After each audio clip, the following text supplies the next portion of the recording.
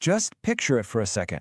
An endless sea of golden fields, stretching out as far as the eye can see under a huge Midwestern sky. For generations, this was the picture of American strength. You know, the agricultural heartland that didn't just feed the country, it helped feed the world. It was a symbol of American power, of reliability, and of course, prosperity. But today, in 2025, a strange silence has fallen over so many of those same fields. The harvests are piling up, but nobody seems to want them. And what's happening here, it's not just some market dip. It is a quiet, geopolitical earthquake, and the shockwaves are being felt from Iowa all the way to Beijing. I mean, just look at this number, negative 77%. That's the year-over-year drop in U.S. soybean exports to China, which for decades was its biggest customer. The tap has basically been turned off. This isn't a slowdown, it's an absolute collapse. This is about so much more than farming.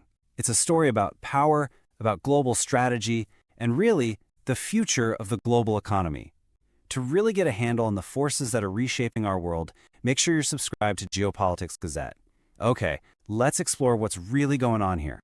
To really understand the scale of this, we've got to look past the percentages and see the human cost. Because this crisis, it's hitting homes and communities all across the American heartland, and it's hitting them hard.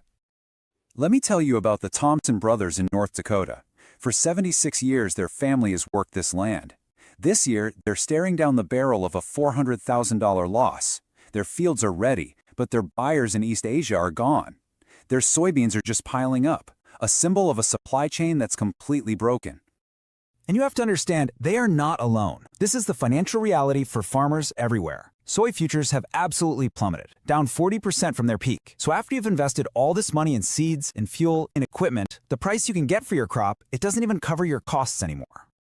So how in the world did we get here? Well, this wasn't a freak weather event or some random shift in consumer tastes.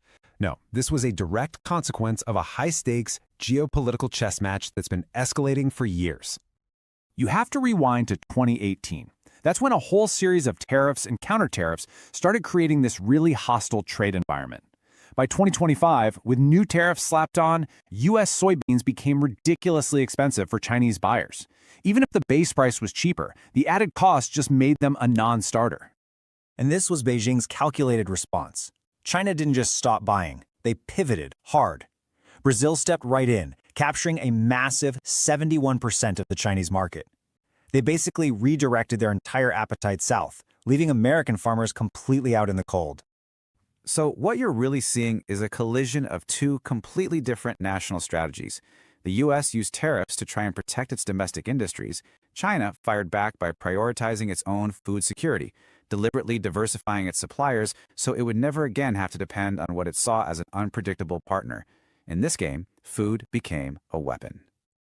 The fallout from all this goes so much further than just the farm. When millions and millions of tons of soybeans just stop moving, an entire economic chain starts to snap, link by painful link. I mean, think about it. The truck driver who's waiting for a load that never shows up. The silo operator whose hours get cut. The port worker down in New Orleans who loses all their overtime.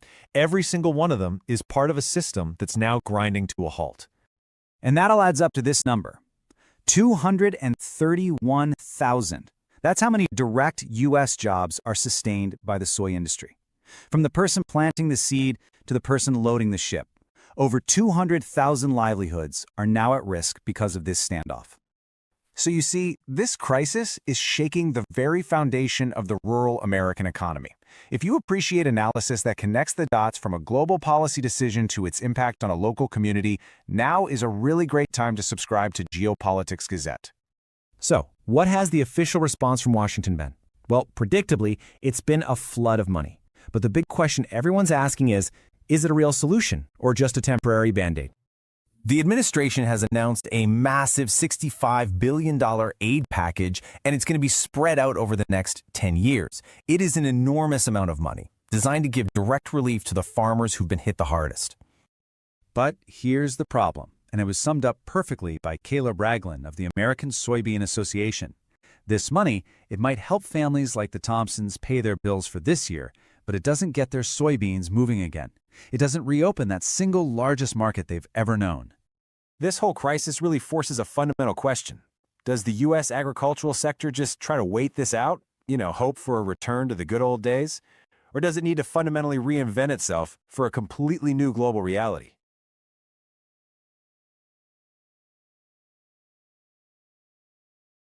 And for a potential answer, you just have to look north of the border.